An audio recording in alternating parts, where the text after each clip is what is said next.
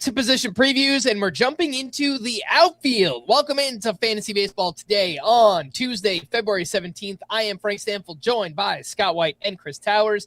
Today on the show, it is our outfield preview part 1. We'll try and get through the top 24 outfielders in ADP. We'll talk some higher-end sleepers, breakouts, and busts. A lot of deeper names that are coming on tomorrow's episode, but let's begin with some strategy talk here. And there is a ton of talent at this position, especially at the top. According to the Fangraphs player rater, Aaron Judge provided nearly $48 in a 12-team Roto categories league last year. Juan Soto, right around $38. There were 9 players who provided 20 plus. There were 28 outfielders that provided $10+ last season. In head-to-head points leagues, we had 2 over 600 fantasy points, Judge and Soto again there, 7 with 500 plus and 28 with 400 plus fantasy points. There were actually more outfielders who scored 400 and 500 fantasy points last season than there were the year prior. So this is a very plentiful position. Again, lots of talent, but the elite ones go quick. The top 8 outfielders in our consensus rankings will likely be gone in the first 2 rounds of the draft. Then there's a clear teardrop after that. The Corbin Carroll hamate injury does kind of throw a bit of a wrench in there as well. But Chris, we will start with you. What are your thoughts on the outfield this season, and how much of it is a priority to get an outfielder in those first 2 rounds? I mean, whether it's a priority or not, there's a decent chance you're going to end up with one. Like it might just happen. 8 guys going in the first 21 picks is almost a 33% chance. Yeah, roughly. So I don't think it has to be a priority, but I will say if you're not getting one of those elite outfielders, I do feel like the position really flattens out very quickly. It's kind of, in my eyes at least, similar to what we see at starting pitcher, where once you get, even outside of that top 8, I feel like the immediate next group has a lot of flaws and nits you can pick about them in a way that makes me think that, like, are we sure James Wood is definitely better than, well, George Springer, for instance? I mean, that's a tough one because George Springer, I feel, is like a little undervalued, or we're baking in a lot of regression. Wood, we're expecting him to get even better, but I don't know. It's not a position where I feel like if I wait, I still have a ton of high-end talent. I do feel like it runs out fairly quickly for me. Scott, I typically go, and maybe you do too, maybe we all do, just best player available usually in the first 2 rounds of a draft. But I've noticed in leagues with 5 outfielders, if you wait too long, I mean, you kind of dry up quickly. I know we did a 15-team Roto mock draft last week, and that is a deeper format. But I waited until the 7th or 8th round, and I got like Jose Altuve as my first outfielder. It was not a great feeling. So is it a priority for you to get one in those first 2 rounds of a draft? No, I wouldn't say it's a priority, but it is a priority to get one early enough that you still feel good about him. I think, and you're talking about a really deep context, right? 15 teams, 5 outfielders. It's in a 15-team league, you're going to be weak somewhere. You're going to be weak multiple somewheres. In a 15-team league that uses the standard Roto lineup, there's no way you can navigate the draft and really come out good everywhere. The problem with outfield when you're doing that is there are 5 spots there. So if you lose, if a couple of your choices don't pan out,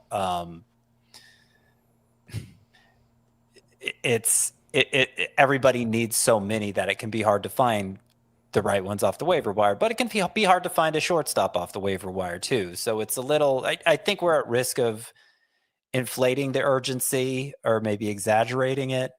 I would say that in those deep league contexts, 5 outfielder leagues, you need 2 that you feel good about. Maybe if it's a shallower 5 outfielder league, 3 that you feel really good about. So in that same 15-team mock you were referring to, Frank, my top 2 were Cody Bellinger and Ian Happ. Neither was a stud, but I have a good idea what they're both going to do this year, and I I think I'm going to like it, at least from a 15-team context. So I was okay with the way my outfield came together, even though it may have started out weaker than some other people's. I break down the position a little differently than Chris does, in that I think, yes, you have the elite tier, the guys who go in rounds 1 and 2, and then there is a clear drop off to Pete Crow-Armstrong and James Wood in terms of how certain we are that they're good. But there is a lot of outfielders in that same category. I guess it kind of does play into what Chris is saying. And so that deep tier goes on for a while. Yeah. And so you have, particularly in leagues shallower than 15 teams, you have some time that you could take an outfielder or two from that less certain but still potentially high-end tier. And then after that is where there's the steepest drop-off. There is, if you're familiar with my tiers articles, the middlemost tier is called the next best things. And in outfield, it is only 5 names long, which is a tiny, tiny tier for a position that big. It's only 3 names long in a points league because a couple of those guys aren't as valuable in that format. So there is a clear divide between the outfielders I feel good about and the outfielders I don't. And so in a 3 outfielder league, I think I want all 3 filled with outfielders I feel good about. In a 5 outfielder league, again, 2 or 3 of those spots need to be filled with outfielders I feel good about. And where is that point in your ranking, Scott? Because I'm just looking at mine now. It kind of feels like around outfielder 45-ish, where things start to fall off quite a bit there. You know, I think it's a little earlier than that for me. It's closer to 40. Let me see. Where exactly is that divide in the tiers? I think the fallback options takes you to around 40. You know what? It's earlier than that. Who's the last name? In the near elite for me, or the next best things, actually. The last name in the next best things is Tyler Soderstrom, who is 24th for me. Because then beyond that, so you get into like Kyle Stowers. Okay, I intriguing upside there, but I don't really have a clue what he's going to do this year. Andy Pajes, I have even less of a clue. Luis Robert, nobody has a clue there, right? Jacob Marcy, Joe Adele. There are a few in this range that I feel better about. Ian Happ is actually in this range, and I just said I felt good about him for a deep league context. But, there are clear limits to the upside if you're going to get one of those safer options here, which would include, in addition to Ian Happ, Brandon Nimmo. I tend to put Jerks and Profar in this group, though I don't know that everybody would classify him as safe. I feel pretty good about him based on how he performed after the PED suspension, but, there are still some questions there for some people. But my point is just, if you are going to go the safer route in this range of the outfield rankings beyond the top 25, let's say, it's going to there's going to be clearly a lower ceiling involved. Chris, if you don't get an outfielder in the first two rounds, how far into your rankings are you willing to go to get your outfielder one and still feel okay about it? Because for me, like outfielder 15, 16, Bellinger, say a Suzuki, maybe a Jackson Merrill, someone like that. That's kind of the range where I want to get at least my first outfielder by that point.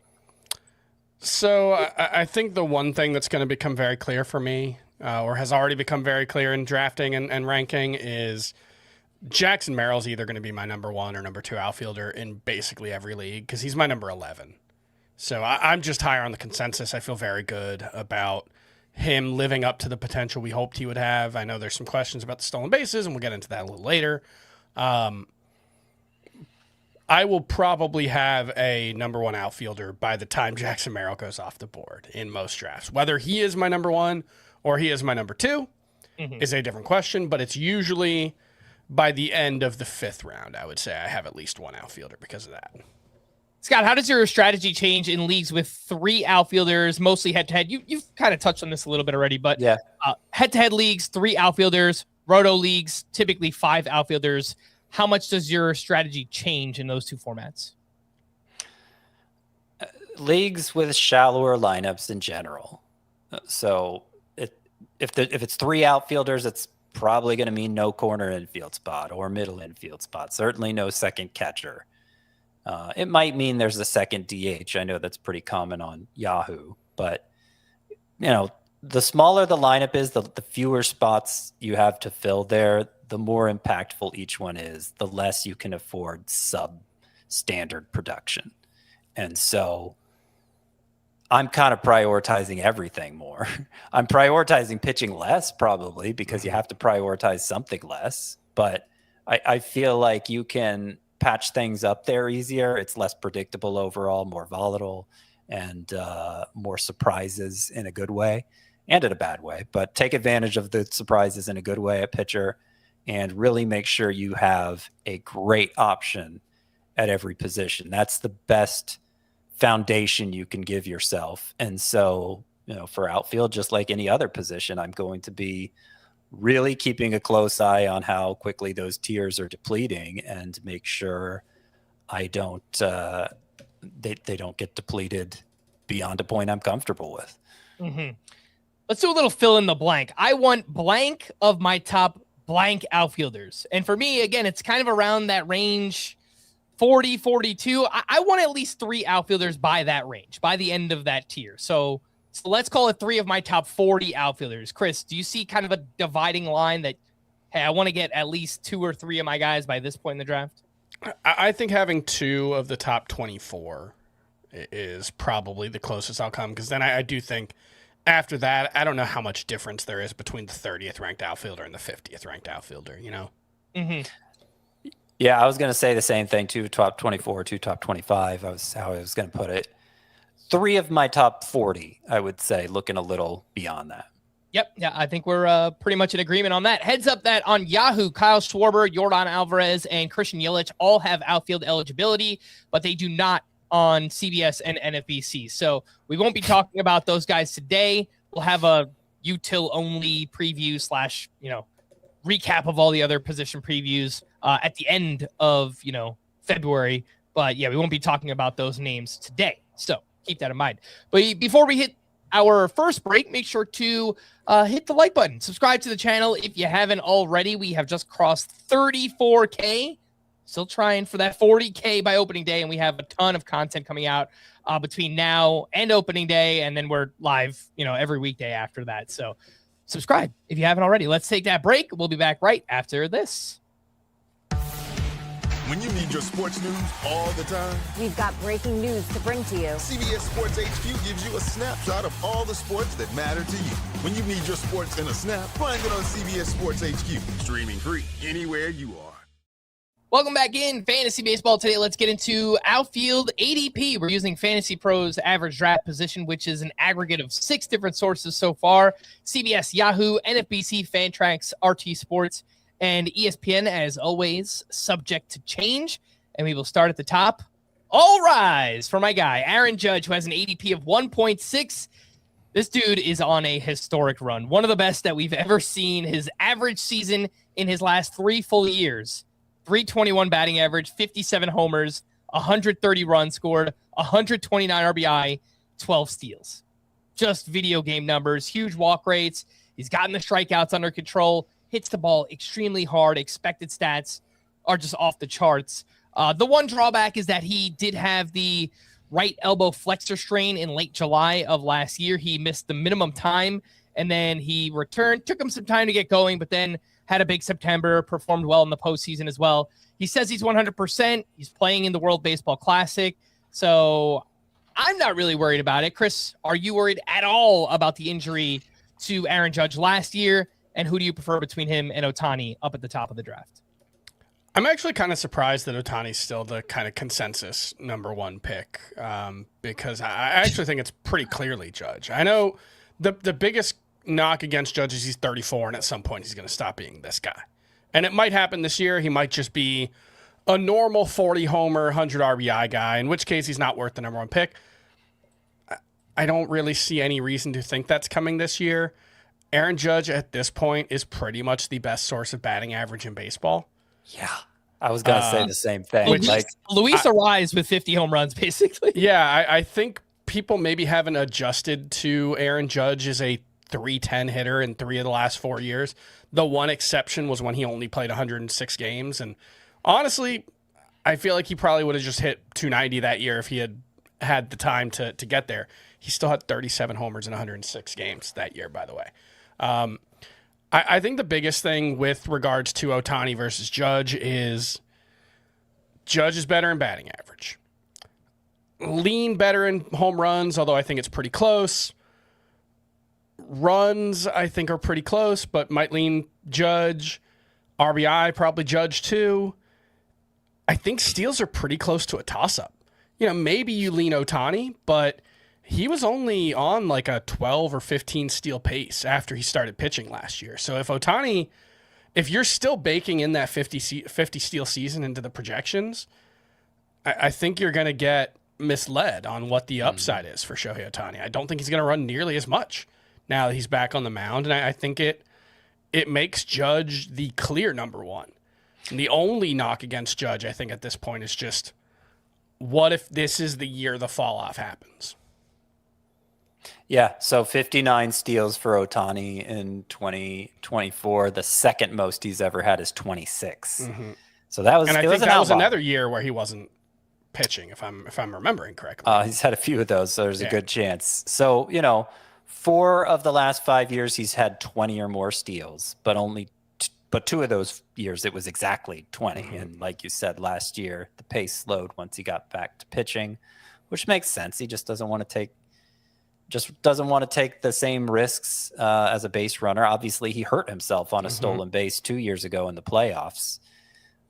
That could have been a lot worse, frankly. So, yeah, I agree. Judge, to me, is the clear number one.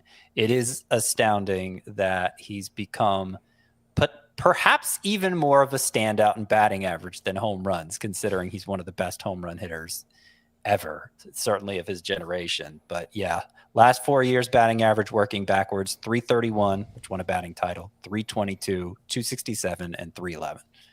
Yeah. If you look at the Z scores, right, like basically ranking his contribution in each category last year, 10 of his $47.6 came in batting average, 9.8 in home runs. So he actually was more impactful in batting average last season than he was in home runs. Again, that is Aaron Judge. He's going to go 1 or 2 in almost every draft this season.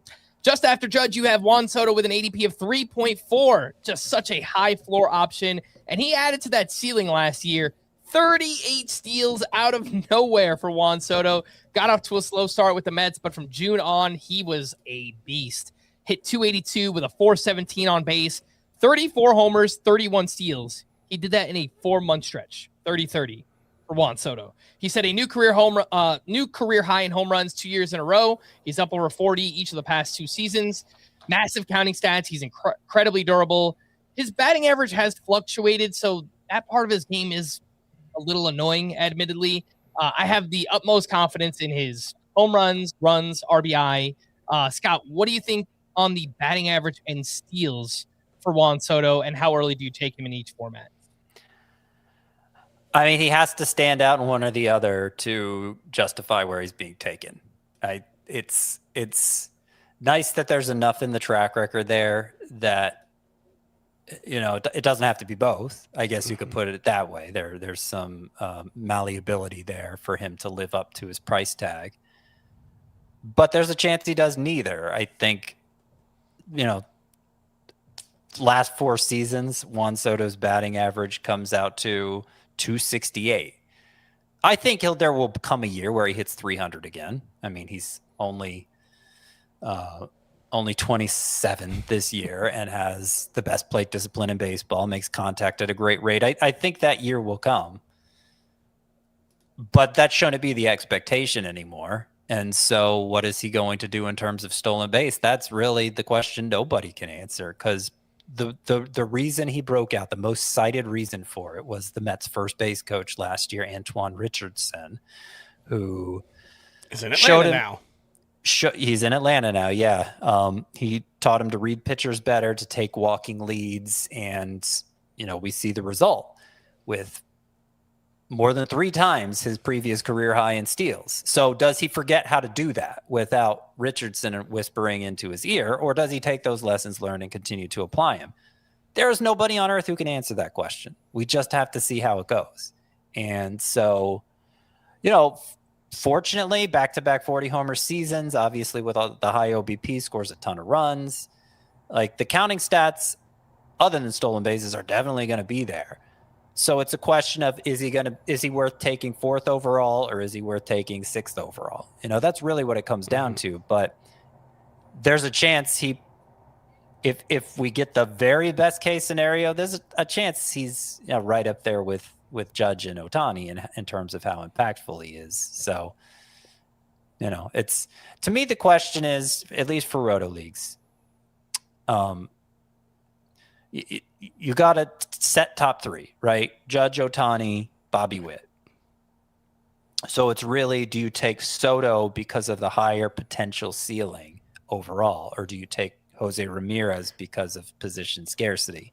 And recently, I've decided I'd rather take Ramirez. Well, and the one other thing I'll add there is, if you're going to make the upside argument, can't you at least consider skipping Juan Soto and taking the guy who's shown more upside than either of them? Are you talking about Acuña? Yeah. Yeah, I mean, yeah, you could, but that's the way you're I'm kind of ranking ignoring downside in that scenario, right? Yeah. Like, that's the way I'm ranking it. Soto's got a nice floor too. That's much higher than Acuña's. I do want to, just while we're on this topic, I just saw a quote from Aaron Judge earlier today. Asked if there's something new he's working on in his game. Definitely base running's on my mind this year. I saw a lot of guys around the league with 40, 30 bases that you don't usually expect to be running that much. I think we know which guy he's talking about, especially with how the game's changed with pickoffs and the pitch clock. I think that's one way we can utilize, or at least I can utilize some of my skills a little bit more. I don't know. Who said that? I missed. That's Aaron Judge. Aaron Judge. I'm not expecting anything, but he's an underrated source of steals already. Like, he's been double digits 3 of the last 4 years. So 60-30 season incoming. Let's do it. Oh my gosh. Soto is a little bit better in head-to-head points leagues. We all have him 3rd in our consensus head-to-head points rankings, and we have him 5th in our consensus roto category rankings. I mean, he's a little bit better in terms of how many spots apart between the 2 formats, but he is a lot better in head-to-head points because you get... Not if he steals 38 bases, kind of. Well, yeah. I mean, the fact he walks 130 times a year, those are just free points in points leagues. There's an argument for him to be the top player in points leagues. I'm not saying he should be, but he's clearly no lower than 3rd in that format. After Soto, you drop down a little further into the first round. You get to Ronald Acuña Jr., who missed the start of last season, recovering from his 2nd torn ACL. But once he returned, he hit like a stud. 290 batting average, 21 home runs, 75 runs scored, 935 OPS in 95 games, but only 9 steals. He also dealt with a right calf strain in the second half of the season that caused him to miss a few weeks. You worry about all the leg injuries. He certainly has dealt with a lot. He played out in the Venezuelan Winter League, where I think he had 11 steals in 16 games. He's openly talked about, wanting to steal more bases this season. So with that, you kind of alluded to it a little bit, Chris, but how early would you take Acuña? And how many steals do you think we get? He's my number 5 overall player, so he's right behind Bobby Witt and Jose Ramirez. I think he's a 30 steal guy again. I think the 11 steals in 16 games in the Venezuelan Winter League are the most clear possible signal we can get over the course of an offseason that a player is going to do something. If he was going to be slowed down, it would be if the Braves were going to say, hey, you're not running as much. It would happen during the Venezuelan Winter League, not once the season starts. So I don't think he's going to steal 70 bases again, but I think he's as close to a safe bet for 30-30 as you can be, even accounting for the playing time risk that comes with a guy who's torn his ACL twice. But I think as long as Ronald Acuña is healthy, I think if you gave me 155 games of him and Jose Ramirez, I would take Ronald Acuña. Mm-hmm. But again, there's just no guarantee because of leg injuries and things that he's dealt with. So it's a little bit of a lower floor, but still, I think a pretty good ceiling here for Acuña. Scott, I want to ask you this just because obviously you are very close to the Braves situation there. Where do you think Walt Weiss bats Acuña in the lineup? Because for most of his career, he was leadoff, but last year he was batting in the middle of the lineup. So have you seen any indication what Walt Weiss plans to do here? I have seen indication that he's going to hit leadoff again. I don't remember how. I don't remember where I saw that indication, but I do remember reading about that. Yeah, there's a quote from Walt Weiss in December. It's enticing to have him at the top of the order. I really like when our lineup turns over and there's teeth right away. If you're a pitcher, you've got to run through a gauntlet as soon as the lineup turns over. I do remember the word gauntlet being used. Yes. Yes, that sounds like the quote. So, subject to change, of course. I think the reason Acuña stopped hitting leadoff, Brian Snitker said he would, after experimenting with it early in his career, they would never move Acuña out of the leadoff spot again. And he ultimately felt pressed to do so last year. Just the way the lineup broke down with all the injuries, Jurickson and Profar getting his high OBP bat at the top of the lineup when he was healthy. It made sense. There was justification for it. And there still might be, honestly, because it's unclear where Profar should bat if he's not batting first or second. Mm-hmm. So, it wouldn't surprise me if Walt Weiss ended up moving him out of the leadoff spot as well. But it sounds like, based on that quote with the word gauntlet in it, that they're at least planning to start with Acuña at the top. After Acuña, we have Corbin Carroll, who has an ADP of 8.8, but that now changes with the news that, like Francisco Lindor, Carroll needed hamate bone surgery, which he got last week. He's uncertain for opening day. We learned about the injury on February 11th. There have been 14 NFBC drafts from February 12th through the 16th. Carroll's ADP in those is 15. So he has dropped down into the second round, a max pick of 20 during that time. So even going as far into the late second round of drafts. And he's coming off a season where he saw a big jump in quality of contact that helped him get to a career high 32 home runs, career high 84 RBI. He jumped his average exit velocity up to 92.1 miles per hour. He doubled his barrel rate year over year. He does come with a lower batting average. It's probably somewhere in like the 260-ish range there for Carroll, but he gives you power and speed when he's right, Scott. Now we have this question about the hamate bone and everything. So what are your thoughts on that? Where did you lower Corbin Carroll in your rankings? I lowered him beyond the low point, it sounds like, for NFBC since the injury. So I am more concerned than the consensus. I moved him down to, if I could pull it out, I think 22nd. So kind of end of round 2 from a 12-team context. And it's kind of hard. I feel like it's hard to talk about Corbin Carroll. Oh, 21. I was a little off. So, right. Yeah, 21. But still be a lot beyond the low point of 20, right? I feel like it's hard to discuss anything with him while this injury hangs over him, because that's the whole discussion now.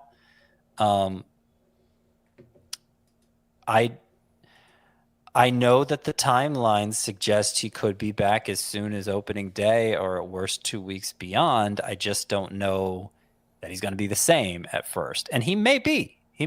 But to me, the risk that he's not is high enough that I want to be sure all the first round caliber bats are gone before I take the plunge on Corbin Carroll. And I feel the same way about Francisco Lindor, who suffered the same injury, had the same surgery, has the same timeline. Obviously, he was going a few spots behind Corbin Carroll before the injury happened, and now I have them back to back. But it's the same. I'm almost back to back. It's the same rationale, where, okay, maybe this guy's back right away and back to performing like a first rounder, or at least soon enough that I won't really miss him. But maybe he's not, with that broken hamate bone and how long it can take hitters to regain their power stroke. If he's not himself until late May, it's going to be hard to win the league. having made that investment in him. Yeah. It does certainly throw things off. I'll tell you what, though, if you can get him in the back half of the second round and just somehow pair him with like Aaron Judge, I mean, that idea would be absolutely insane. And obviously you have one of the best hitters in baseball to kind of hold it down, and where you can afford to wait on Corbin Carroll, even if it's the first month of the season, you know, if he just comes back fully healthy at that point and you have him to pair with like one of those top 3 or top 5 hitters. I mean, that is pretty enticing situation there with Corbin Carroll. For some other reference, Scott mentioned he has him 21st. I have him 22nd. Chris has him at 20th. So we're all kind of right in that range, 20 to 22 there overall on Corbin Carroll. I'll just add, because we're comparing him to NFBC, where he's been drafted since the injury. In NFBC, we talk about it sometimes. We should talk about it again.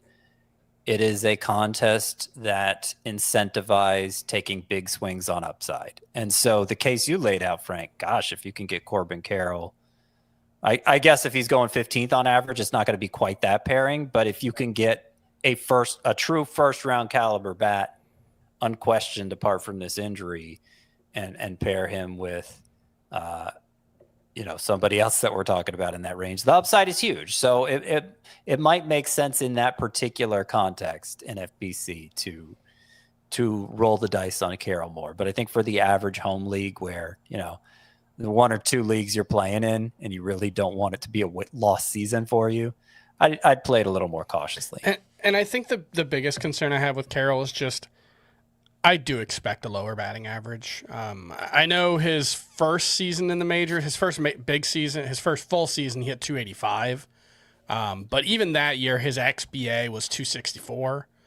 It's been 264, 239, 262. He's hit right in line with his XBA each of the past 2 seasons as well. So it's not like we can point to his as a skill set where he's likely to outrun that. The concern I have here is missing spring training, potentially dealing with lingering effects from the surgery. It's just that slow start. And what if we get another 2024 where he was good, but man, that 231 batting average was pretty hard to stomach. He's a good source of stolen bases, but not really elite anymore. He's been more 32, 35 the past 2 years. So it's like, does he have room to make up for a slow start in a way that still makes him worth picking at 15? I suppose he could, but I feel a little more comfortable. I know Jackson Chourio is really good. I know Fernando Tatis is really good. They don't have the injury concerns coming into the year. Why not just take them ahead of Corbin Carroll? I do think pushing Corbin Carroll still into the late first in a 15-team league is just, it's taking on a little too much risk for the profile that already carries a little bit of risk. After Corbin Carroll, we have one more name in the first round. That is Julio Rodriguez with an ADP of 10.6, and he just went 30-30 for the second time in 4 years.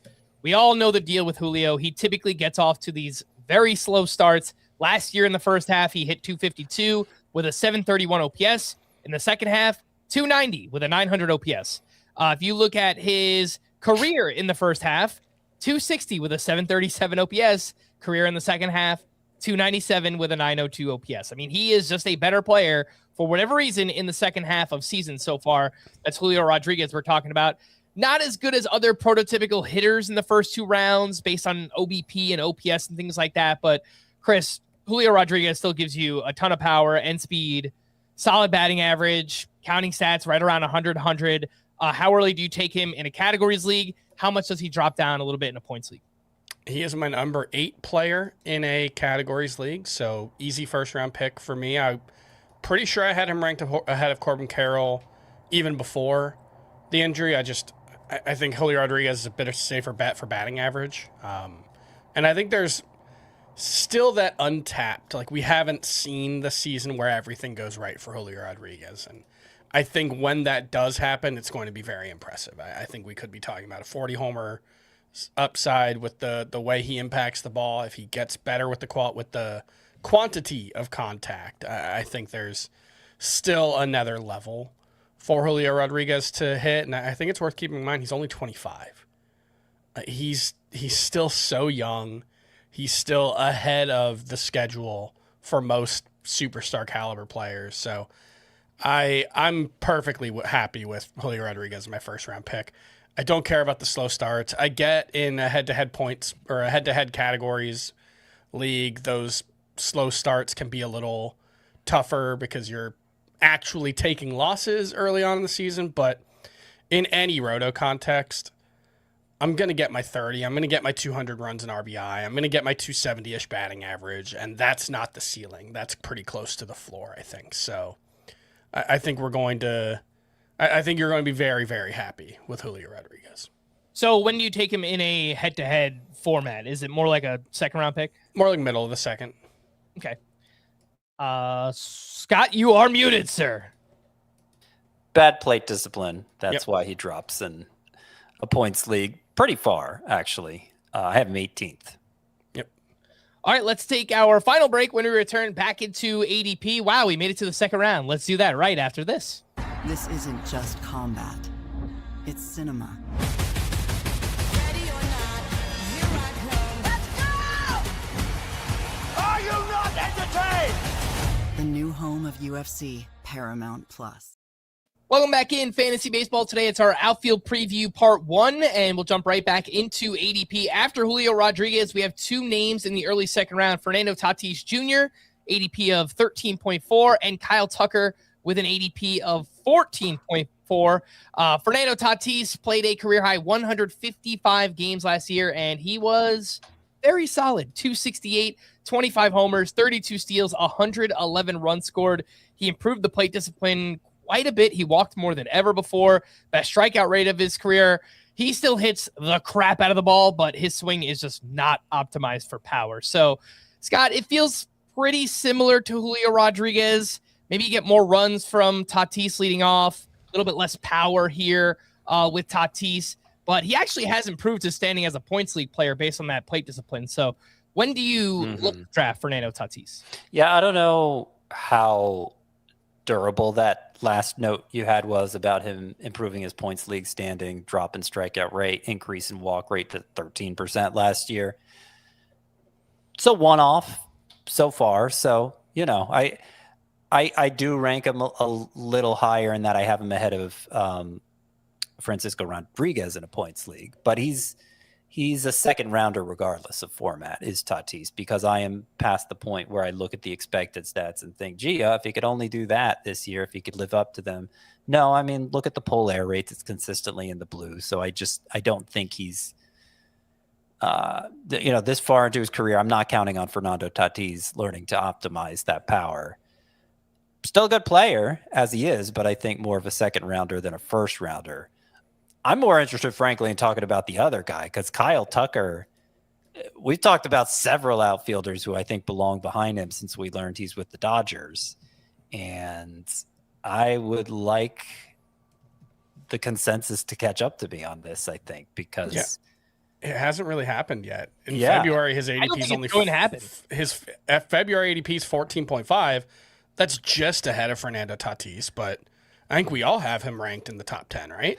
I have him ranked 6th. I've moved him ahead of Acuña because, okay, the only knock you could really have on Kyle Tucker is injury risk. It's been fractures the past couple of years, so those generally aren't the kind of injuries I worry about being recurring or long-standing or anything like that. It's just kind of freak events. So I don't really hold the injury risk against Tucker at all. But to the degree you would, you'd hold it against Acuña too, right? And I think Tucker, Dave Roberts has talked about wanting to hit him 3rd, right in the thick of that Hall of Fame trio. Who knows? Going to the Dodgers might make Kyle Tucker a Hall of Famer himself, because he is going to pile up runs in RBI unlike we've ever seen before from a guy who's been in the first round discussion basically his entire career. And the way his ceiling improves just because of the counting stats of being in that place, in that batting order, I think is not getting nearly enough credit. Now, the power speed numbers, we know what he's going to do there. He has at times been a really good source of batting average because he doesn't strike out much. Great plate discipline, which also helps to elevate him in points leagues. I think Tucker is a mid first rounder, even if you want to even if you don't want to go as high as 6th, like I do over Acuña, I get that, but 7th or 8th at least. And that's not what the ADP is showing. Yeah, I think some kind of silly narratives have set in this offseason. One is obviously the injury prone thing, which both of his injuries the past couple of seasons have been really weird. 2024, it was a fractured shin that the Astros misdiagnosed as a bruise. And then he missed, 3 months as a result of that? And it happened on a foul ball. Yeah, and he never let it heal, and he kept trying to play through it, kept trying to work through it, and it just never healed because they misdiagnosed it. Last season, he had this, it was a fractured hand that they originally, again, misdiagnosed as a bruise or a strain or something. And it was worse last year, arguably, because he played through it. He didn't really take that time off until later. And it just kind of wrecked his season for a couple months. Maybe you can say that there's something about Kyle Tucker that he's got hollow bones and he's, more likely to suffer bone injuries. I don't really think there's anything there. Maybe you can say that he's just stubborn and doesn't want to come out of the lineup and it impacts his play. I also, you started to see some, very thinly sourced reports. I saw one from one of the national podcasts. I don't know which one, but I think the name Anthony Rendon was brought up in regards to Kyle Tucker's market and saying it's not clear if he likes playing baseball. I don't know the guy. I think that stuff's silly. We didn't start hearing that stuff about Anthony Rendon until he started getting hurt every year, I don't really have any kind of concerns about Kyle Tucker, but I think there's just some general malaise around him, I think is the perception, and I think it's totally misplaced. I think this dude is a 30-30 hitter. He's probably going to hit something like 280, 290, and the counting stats are going to be bonkers in Los Angeles. I think he's awesome. Just a reminder, his first 3 months last season, Tucker was one of the best players in fantasy. He hit 291 with 17 homers, 20 steals, and a 931 OPS in 3 months of action last season. He was incredible before those injuries started to derail his season. And on top of that, he really struggled playing in Wrigley last year. Mm-hmm. Now he gets out of there. He goes to Dodger Stadium, where they have the 4th highest left-handed home run park factor over the last 3 years. I mean, everything here is setting up for just a match made in heaven for Kyle Tucker. So it can truly just be a huge season for him this year. And you're getting him in the second round. So the X home runs for Tucker in Wrigley, 19 last season, 29 at Dodger Stadium. Sounds pretty good. After Tucker, we drop down into the late second round where we get Jackson Chourio with an ADP of 22. He is coming off a 2020 season in just 131 games. He missed all of August with a right hamstring strain. Scott, he reminds me a lot of Julio Rodriguez so far. I think there's power. I think there's speed. Very questionable plate discipline. He really did not walk much at all last year. I understand the exit velocities and expected stats don't really like Chourio so far. But to that, I will say, I don't care. He is a top prospect. He is an elite talent. He has gone 2020 before turning 22 years old. So I think he just gets better. I think a very Julio Rodriguez-esque season is what I am expecting from Jackson Chourio. Well, I'd caution against that a little bit, because I think that's what we said going into last year, and Jackson Chourio got pushed up to about 12th because of it. And so from that perspective, his sophomore season felt like a little bit of a disappointment. But he basically did exactly what he did in his rookie season. We were just baking in improvement. I think Jackson Chourio, you should expect between 20 and 25 home runs and steals with a solid batting average, about the same batting average as Julio Rodriguez. But Julio Rodriguez is probably going to beat him in those counting stats by between 5 and 10. And so that's the difference between a late first rounder in a 5x5 league like Julio and a late second rounder like Chourio. I think Chourio's rock solid at the end of round 2. There is a chance he could get better, but I think we've learned by just judging by the ADP, we've all learned to guard against the possibility that next step won't come this year. One thing I do want to point out is he's 39th percentile in average exit velocity. He's 64th percentile on line drives and fly balls. So I do. If you're wondering why he's been able to outperform his expected stats, that's one possible explanation. Possibly he's just gotten a little lucky 2 years in a row, and there's going to be a step back. But I'm skeptical that that's the case. I think the physical tools are better than they've shown in games so far. I think a step forward is much more likely than a step back for Jackson Chourio, and I think that's what's being priced in for sure. Yeah, I will take him ahead of his ADP. I have him 15th overall in Roto. I have him around 20th in head-to-head points. He loses a little bit of value in a points league just because he doesn't walk very much, but I do expect a lot of power and speed this year from Jackson Chourio. After him, we get into the third round where we have Pete Crow-Armstrong with an ADP of 29 and James Wood with an ADP of 32. So PCA, for most of last season, he made this podcast look incredibly foolish. One of 7 hitters to go 30-30. First Cub ever to do that. I thought that was really interesting. Really leaned into pulling the ball in the air, and it worked very well for PCA. But he's a very aggressive hitter. He chases quite a bit. He does not walk much at all. And he was flat out awful over the final 2 months. Hit 188 with a 533 OPS. Chris, Pete Crow-Armstrong, talented player. He's entering his age 24 season, so he could still improve. I just think that there is a lot of volatility in this profile. Would you be willing to use a third-round pick on him this season? Yeah, I'd be willing to. I'm not likely to in any given draft, but I'm open to the possibility of Pete Crow-Armstrong being worth that. Certainly more so than I was this time last year, but there are real and very obvious limitations and flaws in his game. He has some of the worst plate discipline in baseball. He swings at everything, and he makes a decent amount of contact when he does swing, especially in the zone, but he also doesn't hit the ball super hard. You know, his average exit velocity is about average. His max exit velocity, pretty good. But it's not like a situation where there's such obvious quality of contact outlier skills here that you can overlook the very obvious limitations. That being said, 323 WOBA last year, 321 xWOBA. It all came out in the wash. And I think more or less expecting what he did overall, you know, maybe fewer than 30 homers, I'd probably take the under on 31. But if it's 25 homers and 35 steals, I don't think you're going to be disappointed. It's just, I think there's real risk that he just gets completely lost at some point.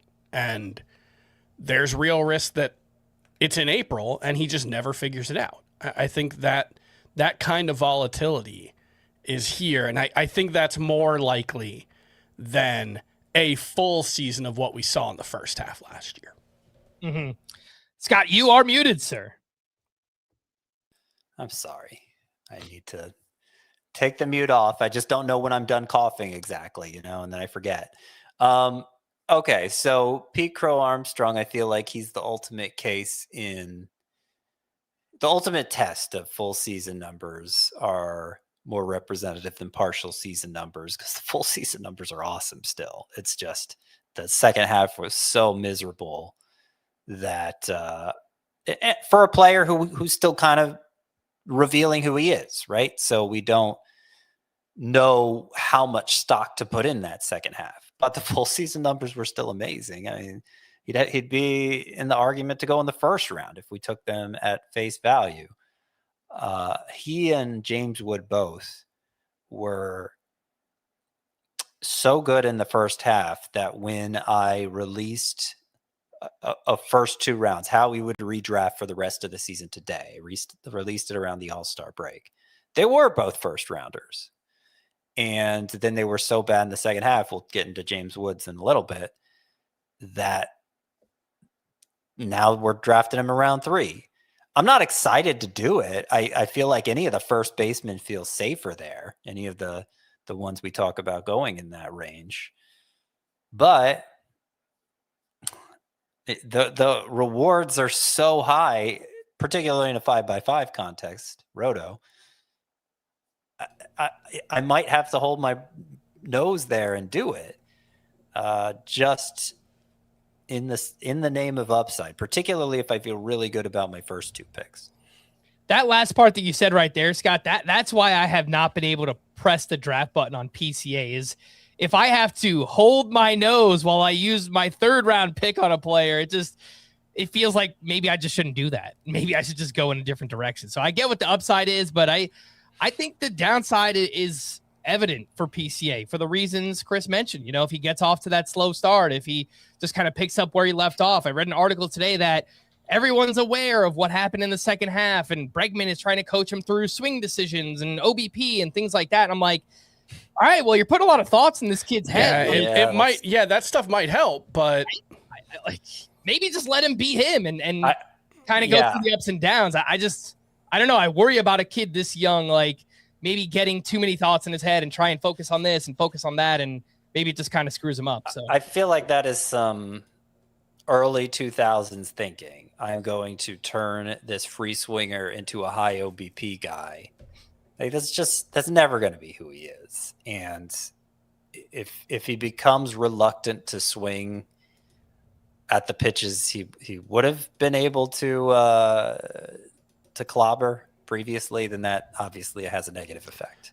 The nice thing is the glove should keep him in the lineup. But he's bad against lefties. This dude might not be able to hit lefties at all. Like just straight up. His average exit velocity against lefties last season was 83.9 miles an hour.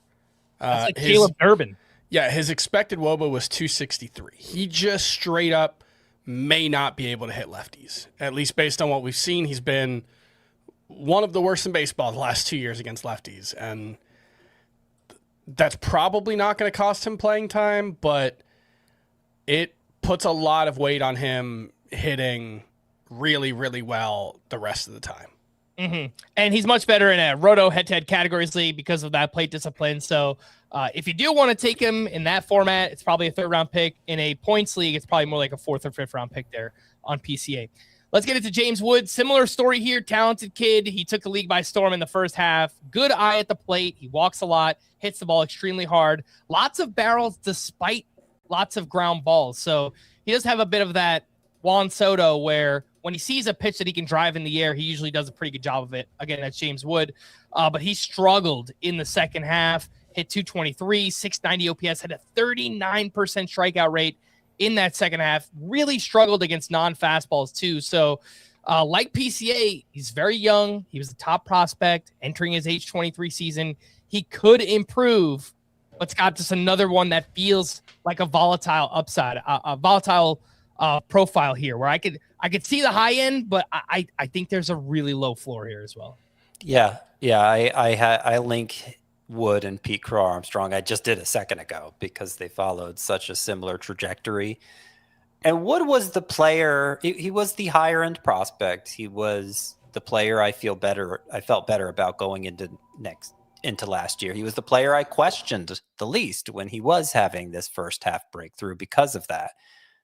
But I think I'm a little more concerned about him than Pete Crow-Armstrong now, because Crow-Armstrong's issue that caught up to him was a pre-existing one, right? It was overly aggressive approach, chasing too much, etc.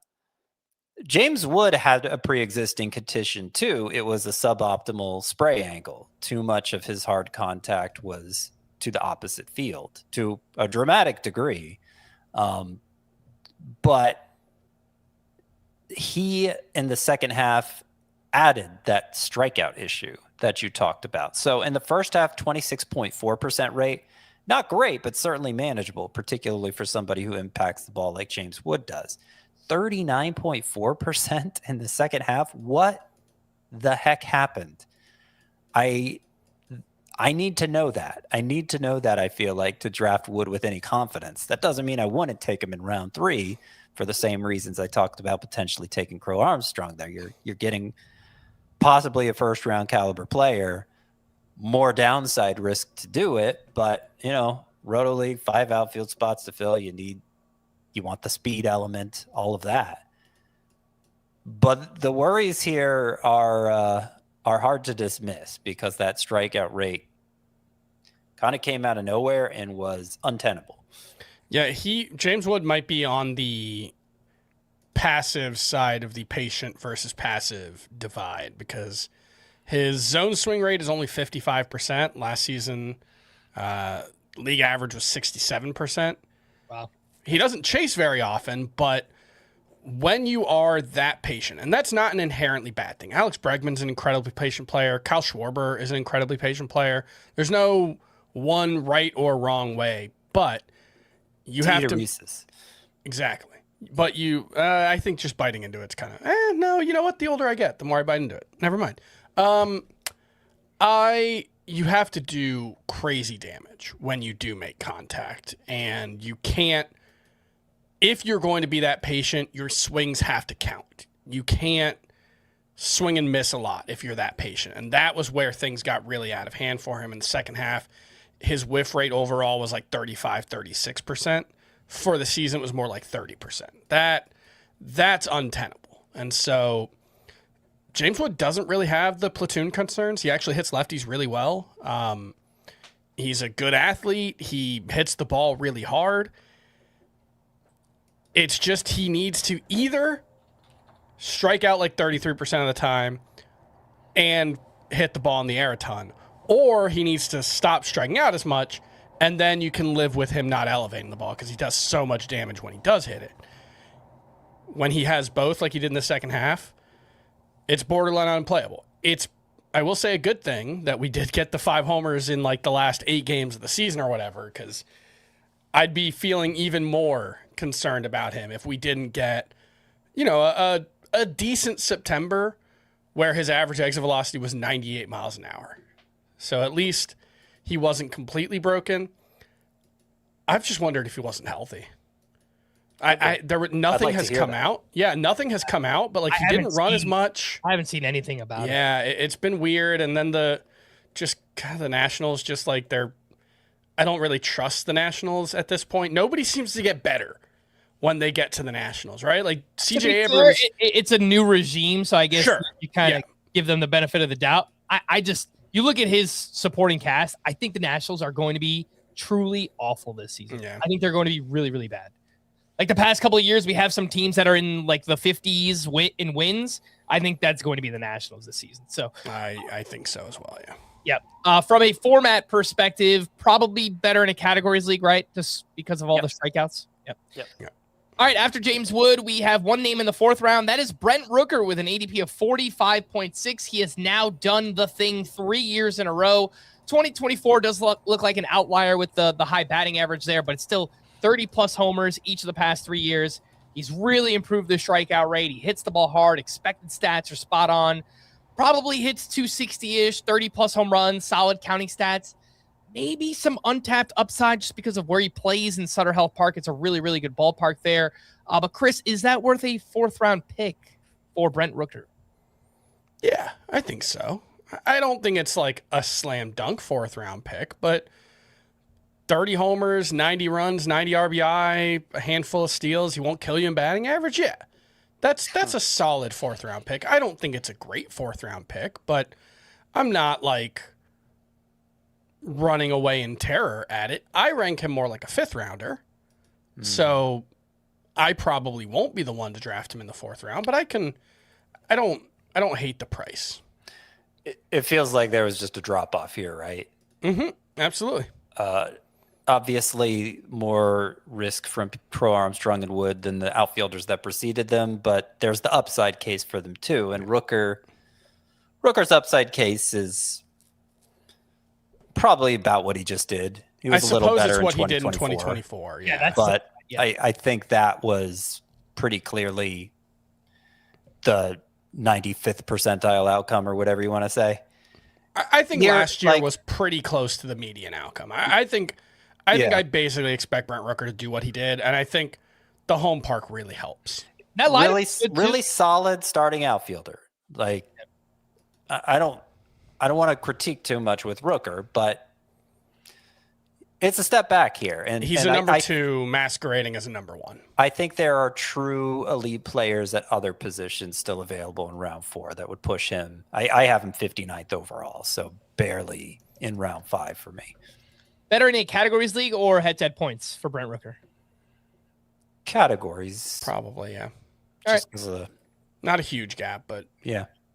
Right after Rooker, we have 3 names in the 5th round of a 12-team league. We have Wyatt Langford with an ADP of 49, Roman Anthony at 50, and Cody Bellinger at 55.6. Wyatt Langford went 2020 despite 3 different stays on the IL with an oblique strain. He upped his quality of contact. It's good pulled air rates. I still think that there's a star here. Maybe I'm just holding on to like the prospect potential or whatever. I think the batting average bounces back a little bit. I see a 25-25 season possible here. Not sure about the counting stats because I think the Rangers lineup is not so great here. But Scott, I still see a star here with Wyatt Langford. Do you agree? I don't know that I would bank on it. No, he's young enough and has not been around long enough for us to really rule anything out, I suppose. But the strikeout rate jumped up to over 26%, not very good last year. And the expected batting average was only 239. So it's hard to look at that 241 mark and say he underachieved. Like, you're asking for him to improve, not just normalize, but improve. And again, he's young enough that he could, you see the pedigree, all of that. I think I am drafting him more at face value, maybe expecting more like the 253 batting average he had as a rookie rather than 241 last year. And then you project out the home runs and steals, accounting for the time missed. Okay, more like 25. That's still a valuable player, but kind of like with Rooker, like I think it's clearly a step back in the outfield. And maybe there's a little more to dream on here, but I didn't see enough to count on that happening. Maybe I'm making excuses for Langford, but I do just wonder if him playing through all these oblique injuries, like, do we take his data at face value last year? Because again, it's like 3 different oblique strains. He had one right before the start of the season. So I don't know. Maybe I'm making excuses, but I think that's a possibility. I think they're good excuses. I fully expected to get to this point in spring and be making jokes about everybody drafting Wyatt Langford just as high as we did last year, even though he disappointed us again, and how we never learn our lessons. But you know what? If you're telling me that a 22-year-old or 23-year-old last year who had 4 different oblique strains, I believe, including the one that he suffered in spring, 3 different IL stints, you're telling me that guy's already like a 25 floor guy while playing through all those injuries? I kind of think that's a star. Floor. I mean, that's the pace he was on last year. Why do you call that the floor, though? Because I'm saying that's while playing through all those injuries, while playing through like the toughest type of injury to try to play through that kept recurring over and over and over for him. I mean, this is the same thing with Jackson Merrill. I unless there's an established track record to say, oh, clearly he's still this guy, I have nothing to base that optimistic point of view on, other than just they told me he was going to be better when he came up. Sure. Well, I think in this case you have 92 mile an hour average exit velocity, really great barrel, like borderline it was lower elite in his rookie season. Borderline elite barrel rate. Right. I think I'm saying he took this step forward with the skill set pretty much across the board. Strikeout rate moved in the wrong direction. That's fair. Yeah. But could be injury related. I just have no idea. Well, and the underlying plate discipline stuff doesn't really strike me as particularly concerning. His zone contact rate is above rate, his or above average. His zone swing rate a little below average, but I mentioned 55% for James Wood. It's 64% for Wyatt Langford. So I don't think this is a case of him taking a bunch of hittable pitches and putting himself in bad counts where then the whiff gets exposed. The whiff rate, it's higher than average, but it's 26% compared to 25%. again, there's nothing here that suggests that I need to be super concerned about strikeouts being an issue for Wyatt Langford, and the tools that he put on display were really solid. That there's a little bit of a platoon split. He is better against lefties than righties, but 335 xWOBA against righties, that's more than good enough. And I just look at that all within the context of him having, I believe, Frank, is it 4 different oblique injuries with 3 different IL stints? I have, and he missed a lot of spring training with an oblique stint. I have 3 documented IL stints, but it could have been 4 in season that he just kind of played through. Yeah, I'm actually. Of course, that's its own problem too. Sure, and it might just be healthy. That's fair. I do have, for what it's worth, because I probably sound. All anyone's going to take away from this conversation is Scott hates Wyatt Langford. Yeah, why do you hate him? I have him higher than Rooker, so I'm ahead of consensus on him. But, yeah, he's my number 11 outfielder. I'm lower in the overall, but I'm right there in the outfield where his ADP is. A little higher, actually. The problem, Chris, you mentioned, what do you know? He's going in the same spot as last year. He kind of is, because his ADP last year was 41. Now it's at 49. So we're not far off from where he was being drafted this time last year. So I wish it was a little bit more of a discount, but I'm actually fine with the I'm more optimistic than I expected to be. Better in a categories league or had 10 points for Langford?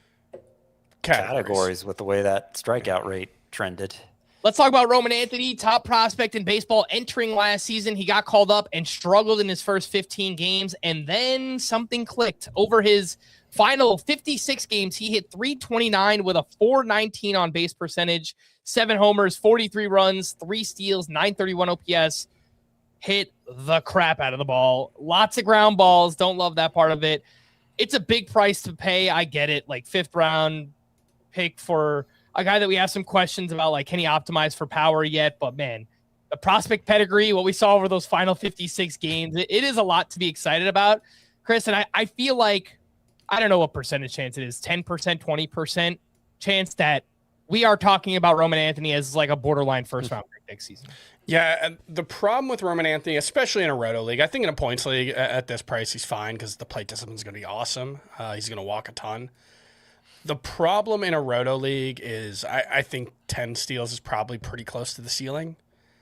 And that does put a lot of pressure on him to push into that second round range, just because how many guys in that range are 10 steal guys? Aaron Judge, okay. There's not a lot of them. You got to be really, really good. And Roman Anthony, because he hits the ball on the ground a decent amount, right around 50-50 ground ball to air ball, but he doesn't pull the ball in the air very well. I think there are some questions about how great the homer potential is here, but I think when you look at the raw power, and it's max EV as a rookie, as a 21-year-old rookie of 114 miles an hour, average of 94.5, which I think was like the 4th or 5th highest mark in baseball last season in the majors. I think you're talking about raw power of like a 40 homer guy. Oh, yeah. Okay. He's not optimized. Maybe it's more like 25 homer game, but I have a hard time seeing a healthy Roman Anthony who hits the ball as hard as he does not hitting 25 homers. It's kind of like what we said for James Wood and guys like Juan Soto, where he hits the ball on the ground a lot, but when he gets pitches that he can do damage on and lift them, he does exactly that. And so he can still get to his power because of that. So I see him getting close to 25 home runs this season. I think there's a little bit more stolen base juice there. He had 21 steals in the minors 2 years ago. So I think he can get more like 15-ish steals, maybe a little bit more than that. He's young, athletic. He's going to get on base, score a bunch of runs there. So, man, I understand. I'm thinking like pie in the sky here, but I just think the upside is massive. Well, that's the thing. Like, if you're forcing me to give a singular projection for Roman Anthony, it's probably going to come out higher than I actually rank him, because I think there's a range of outcomes here. I mean, the time he spent in the majors last year, he hit 71 games, a little less than half a season, but pretty close. 71 games, he hit 8 home runs. He's going to need to do better than that in the home runs. And certainly he has the power to. We know that. But the knock on him and the Red Sox, when everybody was like, why haven't you called up Roman Anthony yet? Well, why not Roman Anthony yet? They said, hey, we're not confident he's good enough at elevating the ball yet. They gave the true answer, I feel like, because then he comes up and he hits only 8 home runs in 71 games. Obviously was still valuable because of how much he gets on base, but a work in progress. Now, the good news is 6 of those 8 home runs came in his final 21 games when the ground ball rate went from 51% to 45%. So did we see him break through then?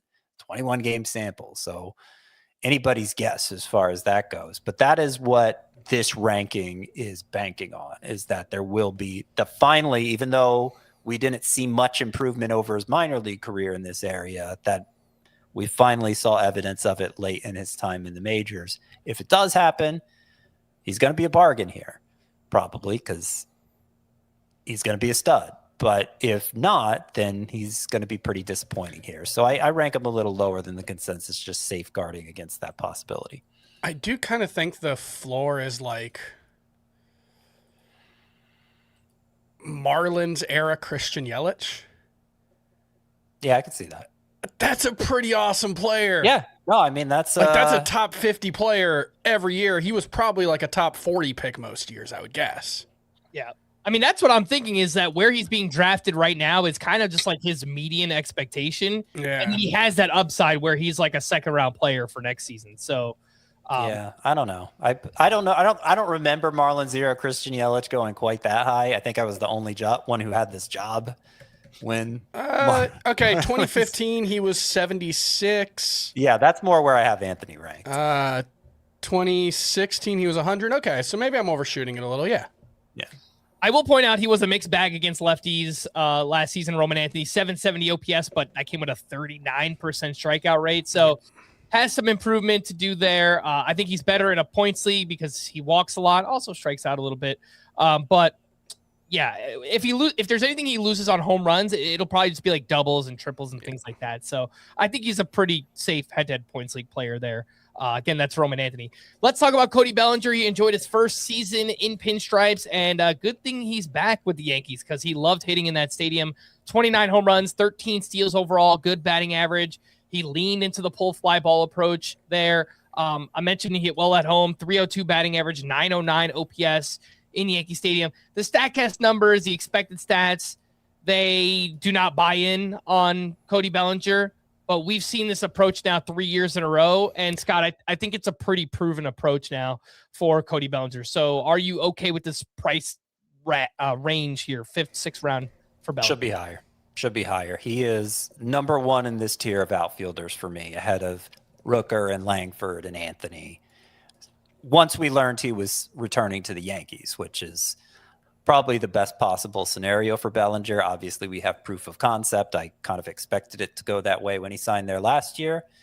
And I think if you know, like I talked about in that 15-team mock we did recently, I didn't end up getting an outfielder in round 1 or 2, so Bellinger ended up being my first outfielder, and I think he is perfectly satisfactory as that. I mean, if you just want to look at, obviously that's a roto context I'm talking about, where he contributes across all 5 categories, I would say. Head-to-head context, maybe even better, because with that, head-to-head points per game, I'm trying to find it here. It's good. It is 3.34 is what Bellinger did last year, which was actually better than Bryce Harper, better than Jackson Chourio, better than Pete Alonso, better than about the same as Julio Rodriguez. Better than Vladimir Guerrero. Better than PCA, better than Wood, better than Rooker. Yep. All names going ahead of him. So especially like Bellinger in points leagues. That's because he hardly strikes out. Yeah. Just a 14% strikeout rate for Cody Bellinger last season. So definitely sees a little bit of a boost in a head-to-head points league. After Bellinger, we get into the 6th round where we have 3 more names. Riley Greene, ADP of 61. Jarren Duran, ADP 64. Jackson Merrill, ADP 67. Riley Greene, 25 years old, coming off a career year, 36 homers, 111 RBI. He leaned into a power-heavy approach at the expense of striking out more, and it worked for him. His average exit velocity actually dropped a little bit, but his barrel rate went up to 17%. That was in the 95th percentile.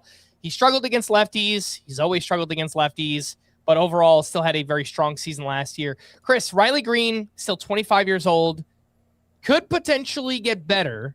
What do you think about Riley Greene here in the 6th round? I think he squeezed just about all he could out of his skill set in 2025, and that's not a knock on him. He had an awesome season.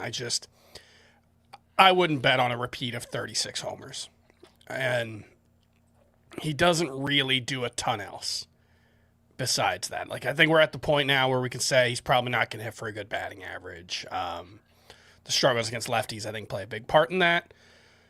I think I'd certainly take the under on 111 runs or RBI. I don't think this Tigers lineup or ballpark are particularly conducive for it. So I think we saw more or less the best case scenario for Riley Greene in 2025. And I think he's an okay pick in 2026. I have him, I think, maybe a little bit below his ADP. I think he's around outfielder 17 for me. But again, it's not a knock on him. It's just, it's a limited skill set in both roto and head-to-head points. He was only really a standout in home runs and RBI last season, and I think we see a little bit of a step back there. So he's a fine pick, but not a great one. Yeah, he did finish 45th overall in roto last season, but in a points league, 2.8 fantasy points per game, 31% strikeout rate. That was a pretty big problem in that format for Riley Greene last season. So I am not buying coming off the career year. I had him in Bust 1.0, more so overvalued. I don't think he's like someone that's going to completely sink you, but I think last year was close to the best case scenario. I agree. I mean, what if he reverts to the home run totally in 2024 of 24? It's going to feel pretty bad drafting him at this point. And in points leagues, as you said, Frank, Riley Greene wasn't any better than Sal Frelick on a per game basis. So definitely not his format. Jarren Duran, everything came down from his career 2024 season, except for RBI. He was batting more in the middle of the lineup, but home runs went from 21 to 16. His runs from 111 to 86. Stolen bases from 34 to 24. OPS from 834 to 774. He hit the ball harder, actually posted a massive max exit velocity, 117.6. Yeah, that was weird. For Jarren Duran. Seems like he was selling out for power a little bit. I don't think that's a kind of skill set that suits him very well. And we got this report last week. Chris Cotillo of MassLive.com said that Jarren Duran might not play against lefties this year. And if he doesn't, probably not worth a top 100 pick. So I'm kind of shying away here on Jarren Duran. And he's pretty bad against lefties. Last year, he had a 27% strikeout rate, only a 5% walk rate, 600 OPS against lefties. The problem is, on most teams, just play him every day. Who cares? Like, stick him out in an outfield corner, play him every day. He's going to be a really good base runner. I would expect he'll play defense better than he did last season, although there was a big step back in defense last season. I don't know, man. On the Red Sox, though, that they're so deep in the outfield that it might make sense for him to be a part-time player. And he's in such a weird spot because this is a guy who, for most of his professional career, for most of his life, I would guess, he's been the center fielder every single day for his teams. Now he's going to be switching spots between left field and DH, potentially not playing every day against lefties. He's already 29. So, like, losing stats really matter for his long-term earnings. I could see this situation really going south in a way where, look, far be it from me to assume that the Red Sox might not handle an upset star player well.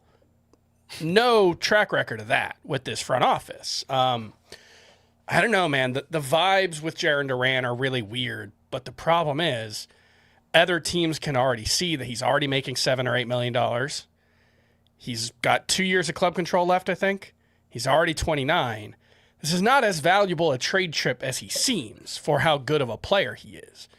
And so it's all just kind of pointing in the direction of this might just be an awkward, weird year for Jarren Duran.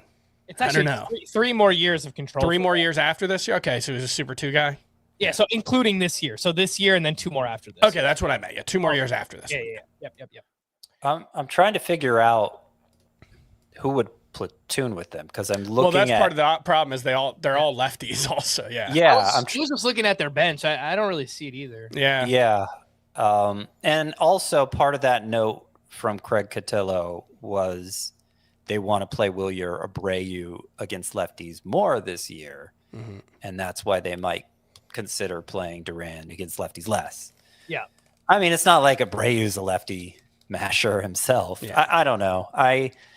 Even last year, which was kind of disappointing, he was nearly a 5-win player, Duran. So it might just be a lot of talk. And, I'm not saying it's not concerning at all. You guys have been beating that drum for a while now about Duran maybe not deserving to play against lefties anymore. And maybe it'll come to fruition. I just don't really see how. And I think relative to last year's costs, it's hard not to be attracted to him here. Yeah. For the record, the best right-handed bat on Boston's bench right now is probably Romy Gonzalez. He's probably not going to be ready for opening day. He's dealing with a shoulder injury. I don't even think he could play the outfield. Well, I guess he could. Well, it'd be the DH And spot. would they rather start Meyer or Marcelo Meyer or Jarren Duran against lefties? Yeah. Yep. They have IKF on the bench too, but it feels more like just like I don't think it makes sense to bench Jarren Duran for IKF. I agree. So I don't know. Yeah, I mean it's a good. Yeah. They could want to bench him against lefties. Yeah. You need to have someone on the bench to play him. So that is a fair point. The ADP, by the way, for Jarren Duran last year, just as a reminder, was 22. So we are getting about a 40-50 pick discount from where he was being drafted last year. Someone in the chat is suggesting Christian Campbell, who I know is supposed to be working in the outfield, but he's got to hit to make the team. And who would he make it over? Masataka Yoshida? Do they just let Masataka Yoshida go? Maybe. I mean, their whole roster would make a lot more sense if they just $8 million on Masataka Yoshida, but they don't seem to want to do that. And I don't know. Their roster feels incomplete. Isn't the right word because it's a good roster. The pieces don't quite all fit because Tristan Casas is still here somewhere. It just them not bringing back Alex Bregman was just a weird one, but they also should have traded away an outfielder. Yeah. It all feels like they're a trade away from this roster really making sense. Is that trade getting Jarren Duran out?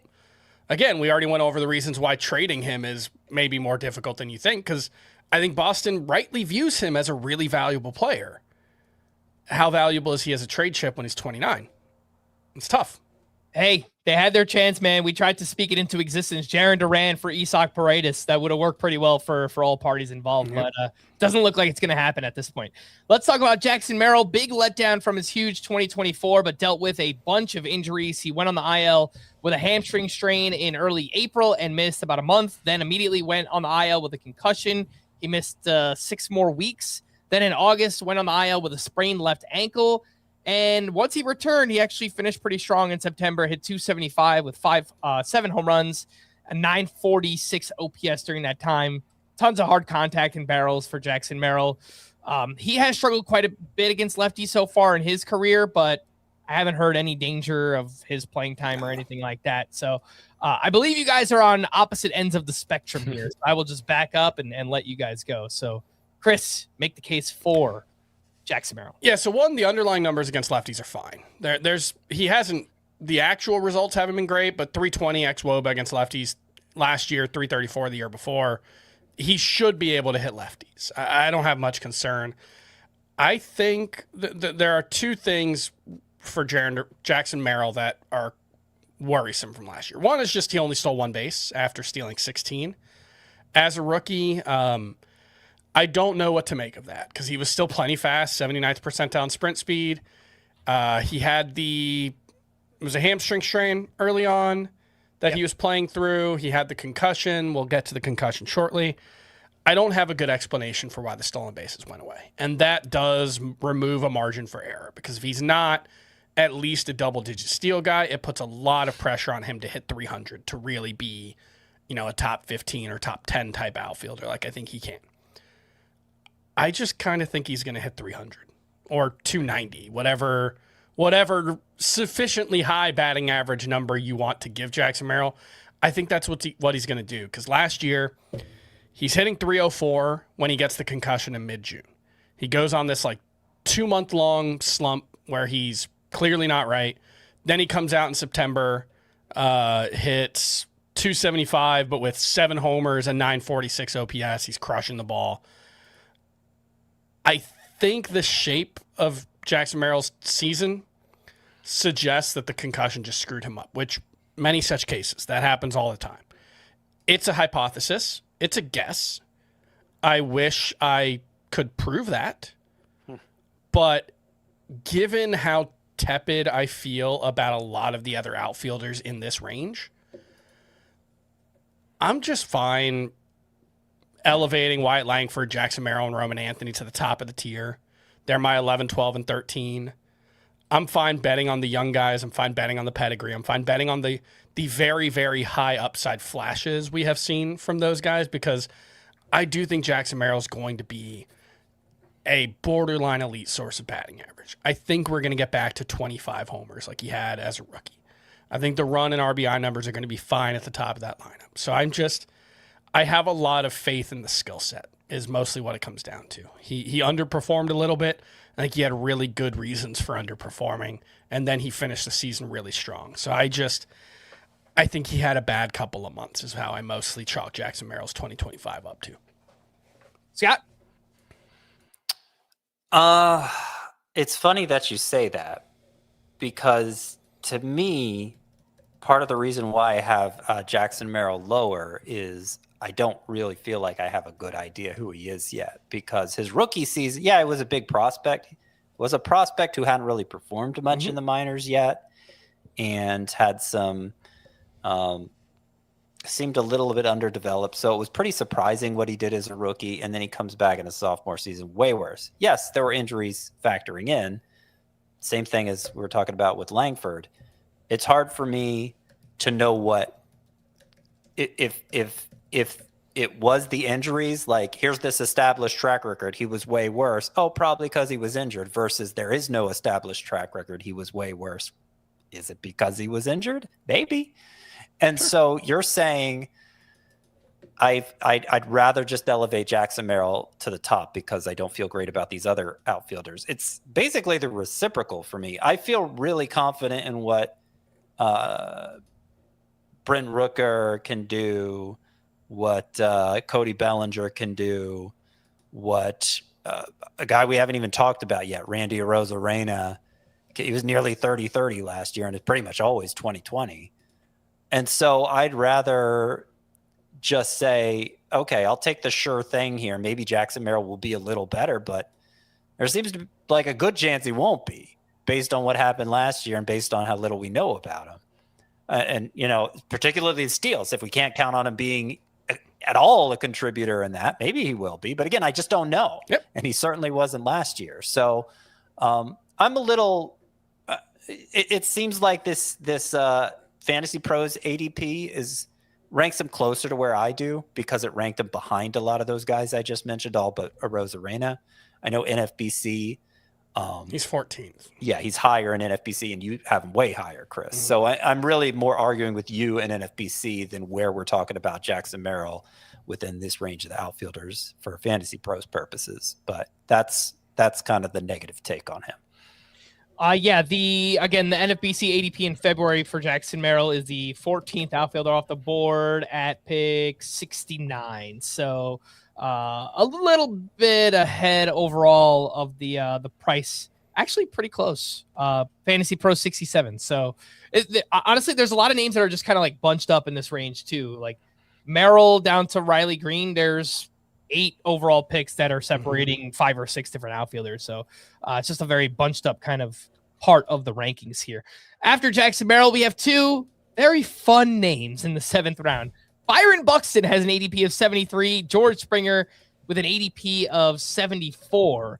If you look at Springer in the NFBC in February, it's actually 95. So it is a lot lower than where he is here. Very polarizing player. We'll get to him in a second. Byron Buxton, he stayed healthy for 126 games, and he went off. 35 homers, 24 steals, finished 31st overall in Roto, 3.7 fantasy points per game. That was 5th best among outfielders. It was better than Kyle Tucker, Ronald Acuña, Julio Rodriguez, Fernando Tatis. We know how talented Buxton is, but can he stay healthy? 126 games last year. Those are his most since 2017. He's only cleared 100 games 3 times in his 11-year career. Last year, I think, was clearly the time to draft him when his ADP was outside the top 200. Chris, it's a lot higher now. It's a top 75 pick. I can't get there. How about you? Yeah, this is the thing that frustrates me about how we as an industry handle injuries, because last year we can't touch Byron Buxton. He's barely draftable. And he stays healthy one time, and it's like, all right, top 75 pick, let's go. I don't think there's a good process there in either direction. I don't like the big thing that Byron Buxton did last season, because I think as a hitter, he was very similar to where he's been since his kind of 2021-ish breakout. He's been a very similar type of hitter the last 5 seasons. And last year, he was pretty much that guy. It's just he stole 24 bases as well. And he talked about in the spring how his knee was feeling better. He was DHing, I think, almost exclusively in 2024. He played center field last season and was still pretty good. Still a very premium athlete. Doesn't seem to have impacted him. And the stolen bases are the biggest difference in production. But in terms of staying healthy, I don't think Byron Buxton's chances of staying healthy in 2026 are any higher than they were entering 2025. And we have this giant gap in where he's being priced. So I think his price is fine. I rank him as a top 20 outfielder. He's a top 85 pick for me overall in Roto. I'm in. Like, that's fine. I think the upside is worth taking there. And people always forget that you don't just take a 0 when he misses games. If you get 100 games out of Byron Buxton, but that turns into 20 homers and 10 steals, those other 60 or so games that you get from whoever, Lourdes Gurriel, I think is going to be healthy by opening day, it sounds like, or shortly after, whoever it is, you're going to be pretty happy with the production you get from that spot. It's just, it's the price difference that I'm bumping up against, even though I think the price for Byron Buxton is more or less fine. I just think it's not necessarily the best process by all of us. Yeah. I think it's interesting too, because his skill set typically would be better in a categories league, but given his injury risk, I would be more likely to take him in a shallower format, like a 3 outfielder league, a head-to-head points or head-to-head categories league, because the replacement value is just so much higher whenever he misses time. So in a 5 outfielder league, it's a little bit tougher to find a solid replacement for him, but 3 outfielder league, it's much easier to make that happen. So, I mean, format didn't matter so much last year. Like you said, Buxton was 5th best in head-to-head points per game. Yeah. Let's talk about George Springer, who found the fountain of youth. One of the biggest league winners in fantasy last year, hit 309, 32 homers, 106 runs scored, 18 steals, 959 OPS. His 4-year OPS trend heading into last season, 907, 814, 732, 674. And then back up over 900. So arguably his best season ever. Yeah, I mean, to his at worst, his second best. To his credit, to the hitting coach's credit for the Toronto Blue Jays, they got the bat speed up. Hard contact was great there for Springer. He was legit one of the best hitters in baseball by expected stats. Got even better in the second half, an OPS over 1,000, and then also performed well in the postseason against like some of the best pitching in baseball. So, Scott, when I was digging in more today, I was just so impressed. I want to be out, but man, Springer's drawing me back in. Scott, what do you think about George? Did you give the second half numbers? I mentioned that he was ridiculous. I didn't give the exact. 369 batting average, 16 homers, 7 steals, and 1121 OPS. That's in 50 games. Insane. Underlying stats to back it up. He had a 4.13x WOBA in the second half. That would have been the fourth best mark in baseball, ahead of his overall mark, because he was the fourth best hitter in baseball by xWOBA last year. So the concerns for Buxton and Springer, I'm going to go ahead and link the two, as it seems like you were wanting us to do here, Frank. The concerns are obvious for both of them, and it makes them really hard to rank. They were so good. We talked about how Buxton was fifth best in head-to-head points per game. Springer was fourth best. So behind only Judge, Soto, and Corbin Carroll. Those were the top three. So as studly as it gets in the outfield, both of these guys were last year. And not knowing where to rank them, it seems like I've come out on the high end on both, which doesn't mean I don't share the concerns. Like a career year at age 36 shouldn't happen. Buxton's injury history is extensive.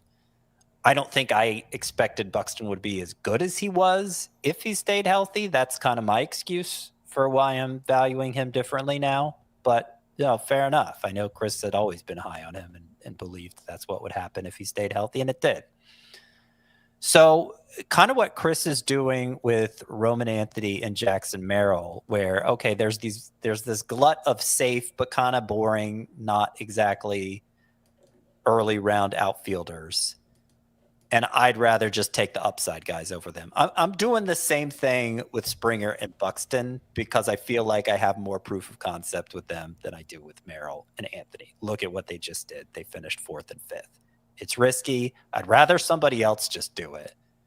But particularly in a shallow league context like you were laying out, Frank, if I could get a potential early round production like these two guys just delivered last year, or if I could get early to mid round production from like Brent Rooker, let's say, or Riley Greene, probably even a better example, I think I'll take the risk. Again, certainly in a 3 outfielder league, it'd be harder in a 5 outfielder league because it'd be more difficult to find a replacement. But that's kind of where I land on Buxton and Springer is, I don't feel great about it, but at least there's a chance I could get an absolute monster here. I do think I'm more likely to do it with Springer over Buxton just because Springer has still been relatively healthy. It's 140 plus games 3 years in a row. Yeah. The steals have been pretty reliable too. He's like right between 15 and 20 each of the past 4 years. So, and the underlying numbers are just, well, they are for Buxton too, but it's really mostly just the health. Springer has been much healthier the past couple of years. So I'm more likely to take a chance on him. We will. No, let's get into them. Let's end off ADP here. We'll pick up ADP again tomorrow. We'll talk some sleepers, breakouts, and busts. We'll pick things up with Randy Arozarena, Seiya Suzuki, and O'Neill Cruz. But I wanted to get to like some higher end names, sleepers, breakouts, busts, favorite to draft inside the top 200, because I'm sure there's going to be a lot of deep league names that we're going to want to mention tomorrow. So a sleeper in the outfield, Chris, or multiple inside the top 200 in ADP. So I wasn't quite sure how to approach this exercise, higher end sleeper, but a sleeper inside the top 200. Okay. I'm going to go with Mike Trout, who I think everybody's kind of given up on after there was still some lingering optimism. His ADP is down to 180.8 in NFBC drafts in the month of February, because we did get more or less a full season out of Mike Trout, and he hit 232. He had a sub 800 OPS. It was by far the worst we've seen from Mike Trout since his rookie season, where he was really bad. I'm kind of looking at this through a Byron Buxton-esque lens, where last spring, Byron Buxton comes into spring saying, I feel better than I have in years. I'm back in center field. And it turns out that was true. And he played his best season arguably ever. Well, Mike Trout today announced that he's going back to center field. That he thinks it'll be easier for him to stay healthy there. He actually feels better playing center field than right field. Feels like it's easier on his body. Whatever. I'm kind of offering a similar case here, where if he's feeling good enough to commit to center field full time, that seems like some kind of signal for a guy who still does a lot of things really well. Mike Trout's quality of contact remains nearly as good as ever. His 486 expected WOBA on contact was 486 last season. He can't strike out 32% of the time again and still be a very good fantasy player because that's too much. And the batting average is going to be really low. But even if all he is like a 240, 250 hitting, 30 homer pace guy, there's guys doing that who are drafted a lot earlier than him. That's not that different than like what we're expecting from Joe Adell, who is going a lot earlier than Mike Trout now, which I suppose at some point we might have thought Joe Adell would eclipse Mike Trout, but not quite this way. The quality of context or the underlying plate discipline stuff, it's honestly not as worrisome as the actual strikeout rate. I'm not saying Mike Trout's ever going to go back to being a 20% strikeout rate guy, but a return to like the 28% manageable rate he's been in previous years, I think that's probably pretty reasonable. I think you're going to get close to a 30 homer pace at least. Honestly, it still might be like 35 homers, 40 homers. It's a pretty good ballpark. So I like Mike Trout's price. And if I get 130 games out of him like I did last year, I'll feel pretty good about him. Scott, a sleeper in the outfield inside the top 200. I'm going to go with Bryan Reynolds. Bryan Reynolds, go back to previous years, basically any previous year that he was playing, and Bryan Reynolds would have perfectly fit into the category of outfielder we were just talking about. Not an elite contributor, but safely good. Like a really secure starter that just put up bankable numbers. And that routinely got him drafted in the top 85. Well, now he is being drafted 185 or thereabouts. A little later than that, actually. He's fallen about 100 spots. And when you look at, obviously he had a disappointing performance, but when you look at the numbers backing it up, not a lot changed for Bryan Reynolds. The strikeout rate did go up, but there were some changes he made to his swing that probably weren't a good idea. And once he got a handle on that, he had a much better performance in the second half, looked more like himself. Final 52 games, /274, 375, 468. But in terms of contact quality, all of those other indicators but the strikeout rate, everything looked pretty normal for Bryan Reynolds. So I think he just fell victim to what we'd normally call variance for the first time in his career. He had been so remarkably consistent. There's always something behind variance. It isn't just, I guess it could be random, but it's not always random. A lot of times there's just some underlying factor we don't hear about. And in Reynolds' case, I think it was just he was tweaking his swing more than usual, and it didn't go well. But I think the same player that routinely got drafted 85th overall is still in there, and I think he's coming at a huge discount because people are just deciding, I guess he's not that guy anymore. I think he is. Yeah, I like that call a lot as well. I wrote him down here for my sleeper as well. Head-to-head points leagues, I just wanted to point out, it feels like these names, who are typically always good in this format, I think maybe because their ADP is so much lower in a roto league this year, that it's just kind of being lumped into points leagues as well. But Ian Happ, Steven Kwan, Jurickson Profar, they're just all so good in points leagues. So good OBP for those guys. Kwan, it's a little bit more just like the batting average, and he doesn't strike out, but lots of volume, lots of plate appearances up at the top of that lineup. So I do like those three quite a bit in that format, and then Bryan Reynolds to bounce back as well. Chris, what about a breakout in the outfield in the top 200? Jackson Merrill, Wyatt Langford, and Roman Anthony. All right, the low-hanging fruit. Huh? We already talked about those guys. Yep. Scott, a breakout at outfield, top 200. Breakout in outfield. I have one here. No, I do. Where did he go? Why don't you give yours, Frank, while I find him? Sorry. Oh, I got it. Dalton Varsho. I think he's technically a little outside the top 200, but he shouldn't be. No. It's one of the best. You cheated. It's one of the best bargains in the draft. I mean, you just project out his numbers from last year. He hit He hit 20 homers. Oh, typical Varsho season, but in 71 games. So you project that over 162. It's a 46 homer pace. Huge exit velocity increases for him, 2 to 3 miles per hour, both average and max, which basically took Dalton Varsho from impacting the ball like Nolan Shanuel to hitting the ball like Kyle Tucker. And obviously you see in that home run rate, John Schneider, the Blue Jays manager, compared the mechanical changes Varsho made last year, how transformative they could be, to the ones Jose Bautista made. That obviously turned him from a journeyman to a star, which may be exaggerating. It may just be Schneider speaking from a place of familiarity. But again, it was a 46 homer pace. I don't think playing time is going to be an issue. He started every playoff game in the Blue Jays' deep postseason run. I know he was sitting against lefties sometimes in the second half coming back from injury, but started every game of the postseason. So I think Varsho is going to play a ton, and he's an maybe elite he could hit defensive 40 outfielder homers too. Yeah, he's a good defensive outfielder. True. The breakout for me, and caught a little shade there from Chris a little bit earlier on, but Joe Adell, who has already broken out, but I think the batting average actually could improve quite a bit. He hit 236 last season, but the XBA was 260. The strikeout rate has been much more manageable the past 2 years. It's below 28% each of those 2 seasons. You look at his zone contact, got all the way up to 83% last year. Really, really good mark for Joe Adell. That was better than league average. Hits the ball incredibly hard.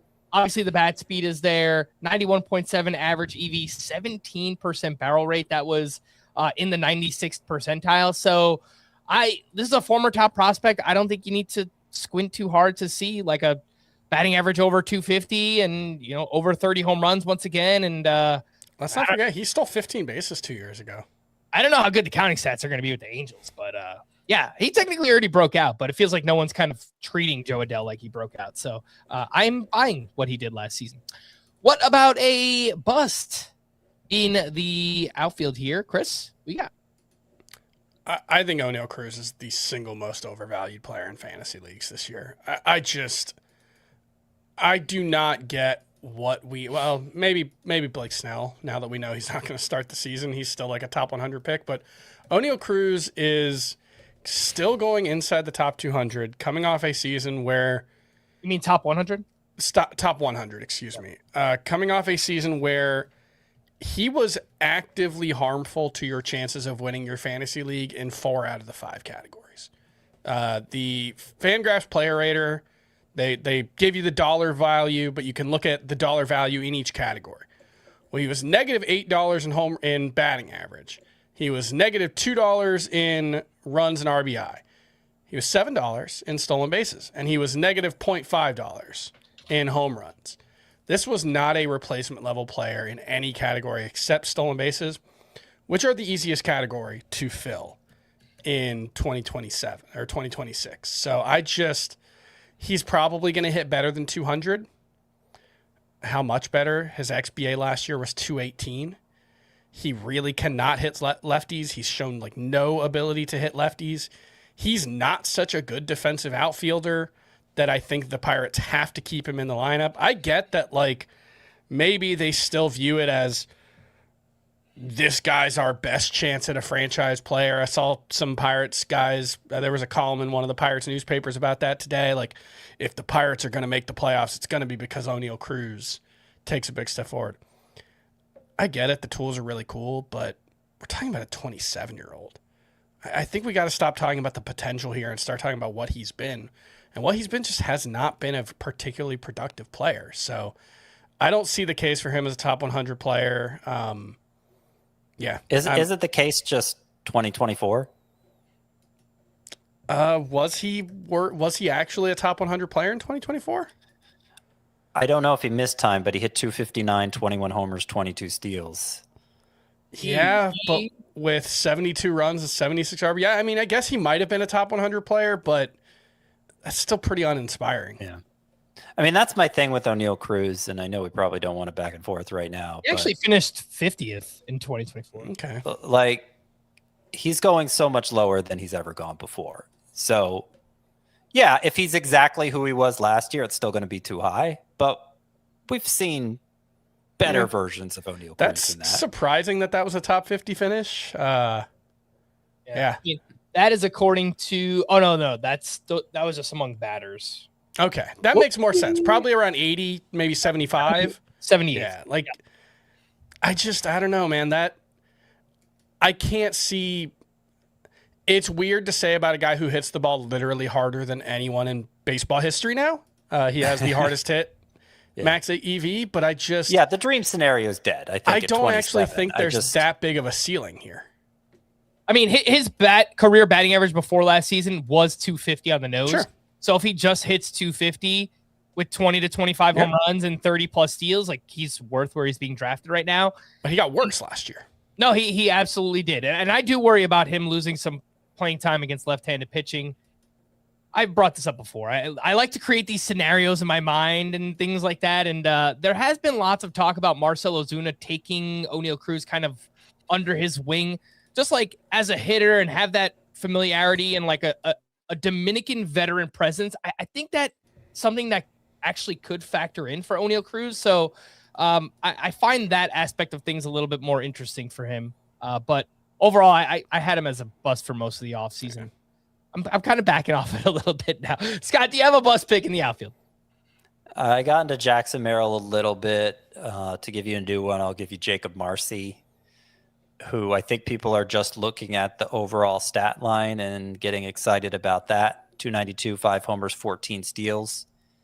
Well, really what happened for Marcy is he came up, took the league by storm in August, 352 with a 988 OPS, and then turned into a pumpkin in September, 231 with a 619 OPS. And so, the combination of those 2 months still comes out to a really nice stat line, but it's such a small sample, and Marcy did not rate as much of a prospect when he came up. He had some stolen bases in the minors, pretty good on base skills, but it's not like he was a highly regarded prospect. So which of those 2 months seems closer to the true version of Marcy?